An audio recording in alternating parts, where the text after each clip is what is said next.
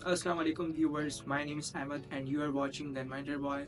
So today I made a mini studio light. Usually the studio lights are so expensive. You can also make it at your homes by seeing which components I used.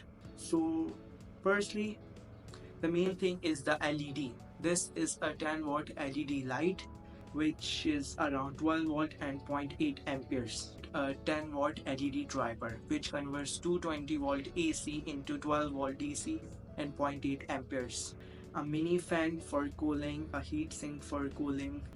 I have many batteries, but then I thought to use 3.7 volt lithium ion battery because you can easily find this. You are also required to buy a 3.7 volt battery holder.